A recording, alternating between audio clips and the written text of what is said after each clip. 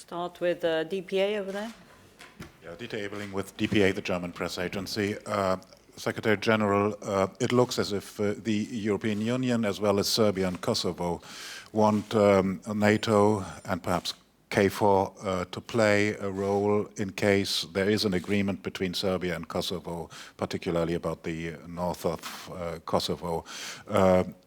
I assume that there is planning underway at NATO for this case.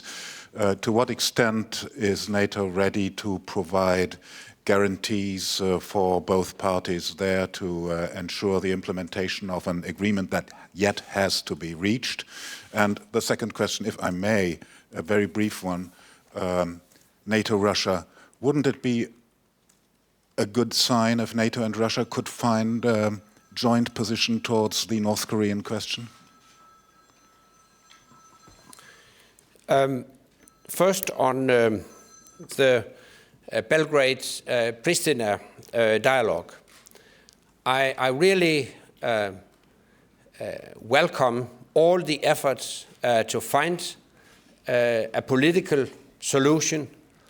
I would like to commend the European Union and High Representative Ashton for all the efforts to facilitate that dialogue between Pristina and Belgrade. And I can assure you that NATO fully supports that dialogue. And we are also prepared to play our role if we can contribute to finding final solutions. We are prepared to do that.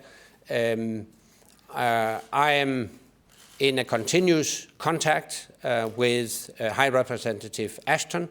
We ensure a very close cooperation and coordination between the EU and NATO in this critical phase of negotiations.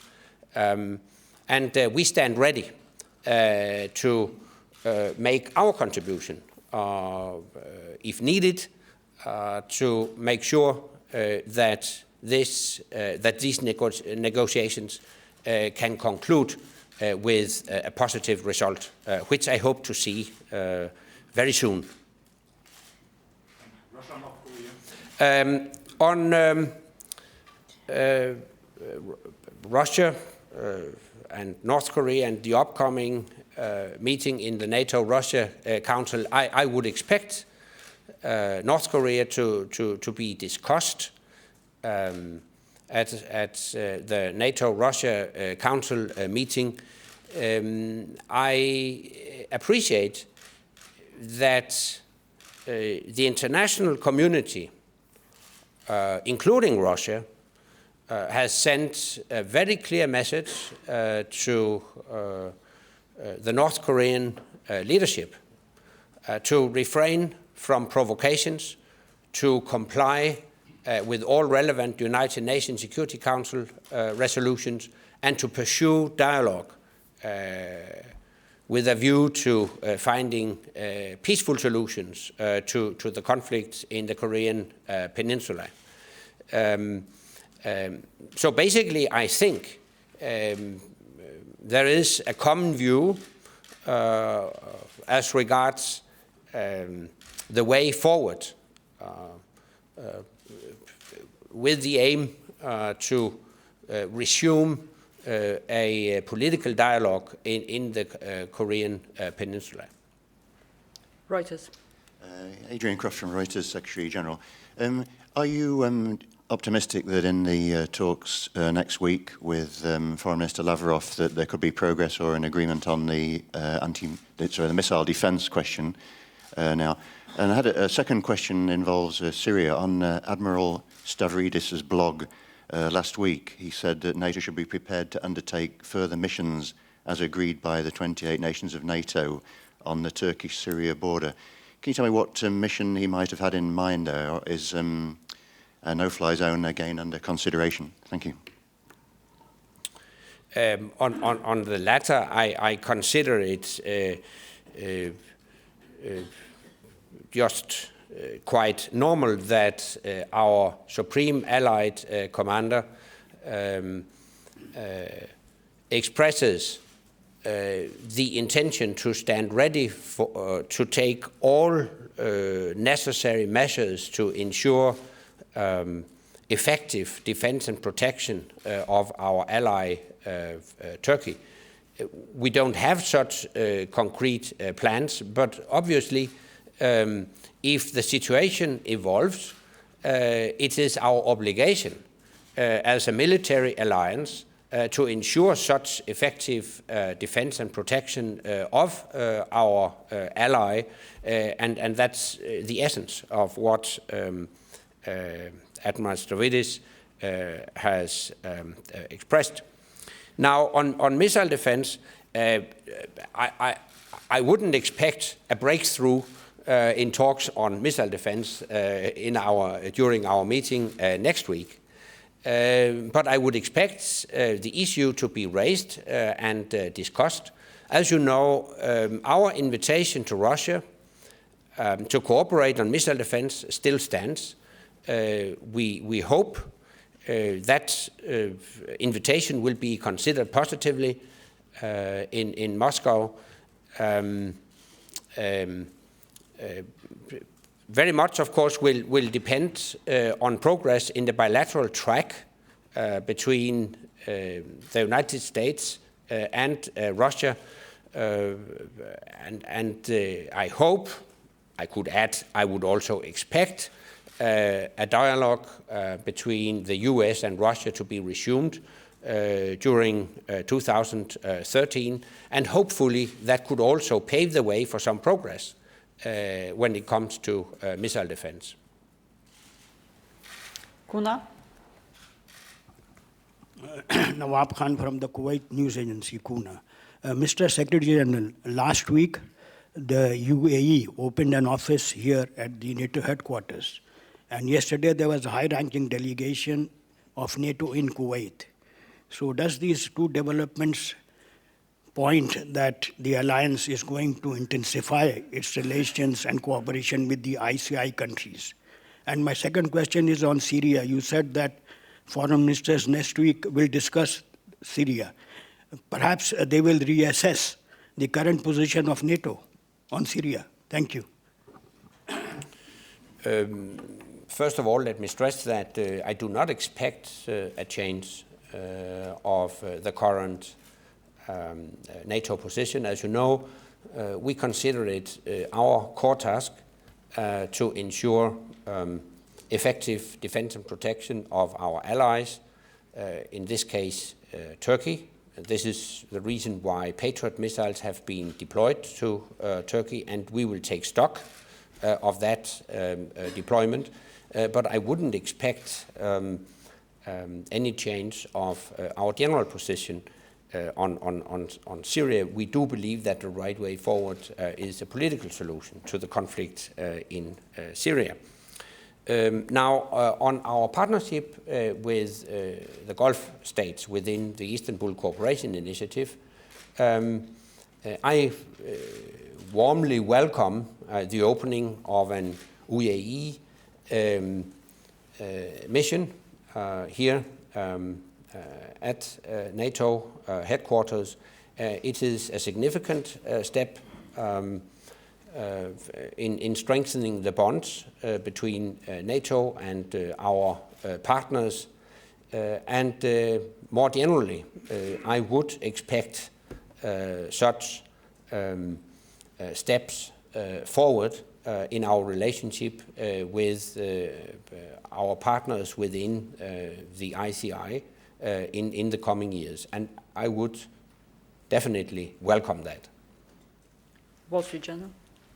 Stephen Fiddler from the Wall Street Journal. A question about Afghanistan. I know it's not next week is not going to be a troop pledging conference, but we have had an announcement from Germany about the post-2015 contribution that they expect to make. Should we expect, or would we expect, more concrete idea of the shape of NATO forces post-2015 during or as a result of this conference? As you indicated, this is not intended to be a fourth generation conference, so the goal is not to encourage concrete contributions to be announced at the meeting next week. But having said that, obviously I warmly welcome the German announcement of an intention to contribute in such a significant way to the post-2014 mission. Obviously, for planning reasons, it is a very good thing that nations come forward with their announcements in due time. I also think the German announcement serves as a good example and possibly an encouragement for other potential contributors. So in all these respects, I really welcome the German announcement. We will not be in a position next week to make final decisions on the future post-2014 mission. We are still in the planning phases, and I would expect more detailed decisions to be made later this year. NPR? Terry Schultz with NPR and CBS. Germany did note in making this announcement, though, that it obviously depends on an agreement being reached on status of forces, which, as we know, is in the works. Can you give us an update on how that's going? And also reports that the large civilian casualty incident earlier this month may put a hitch in that, where a dozen kids were killed. And also if you have any update on ISAF's investigation into what happened there. Thanks. I don't have new updates on this very tragic event. As you know, we do all we can to avoid and minimize civilian casualties. So I don't think that tragic event will have an impact on the deliberations on a status of forces agreement. Obviously, it is a prerequisite for deploying foreign troops in Afghanistan that we reach an agreement with the Afghan government on the status of forces. That goes without saying. Currently, the Afghans are negotiating a bilateral agreement with the United States, and I do believe that a possible agreement between Afghanistan and the United States will provide guidelines for the conclusion of a status of forces agreement between NATO and Afghanistan. So we follow these negotiations closely because they will pave the way for a NATO-Afghan agreement on the status of forces. Let me repeat that if we can't reach an agreement of status of forces, it will be impossible for allies and partners to deploy troops and trainers to Afghanistan. But having said that, I'm optimistic that we will reach conclusions on such a status of forces agreement. I discussed that matter with President Karzai during my recent visit to Kabul, and that conversation gives me reason to believe that we will be able to reach a conclusion. Al-Hayat over here. Yes, thank you, Mr. Secretary General. I have two questions. First of all, 2 years after the NATO intervention, the situation in Libya continues to be difficult. How do you see the development in Libya? And have you sent envoys in Libya? And are you ready to play a role to improve the situation in Libya? And secondly, also in Libya, there are some reports about contact between political leaders, Libyan and NATO, like Mr. Mahmoud Jibril, he was in Brussels last week. Do you confirm that? First of all, yes, we have contacts with the new administration in Libya. As regards the overall situation, I think we shouldn't be surprised that Libya is going through a very complicated transition process. We shouldn't forget that the new leadership in Libya has to build a society, so to speak, from scratch. Because after more than 40 years of brutal dictatorship, all organized structures had collapsed. So the new responsible leaders would have to build new institutions right from scratch. It will take time. Sometimes the development will even be a bit turbulent. And we shouldn't be surprised that this is the case. Then you ask me whether we would be able to help in that transition process. And my answer is yes, upon request, we will be able to assist within areas where we can add value, within areas where we have specific expertise. And one of these areas is within the security sector. If requested by the new Libyan authorities, we stand ready to help Libya build a security sector that is compatible with a democratic society. We can help Libya in different ways when it comes to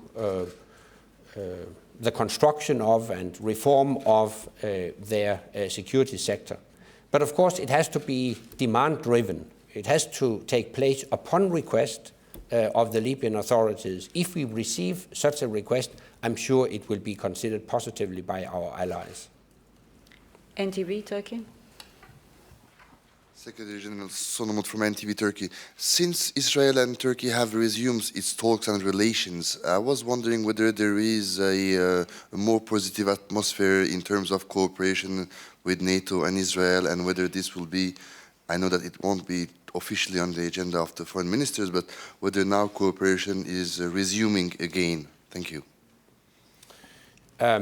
First of all, let me stress that I really consider it positive news that the Israeli government and the Turkish government have established such contacts,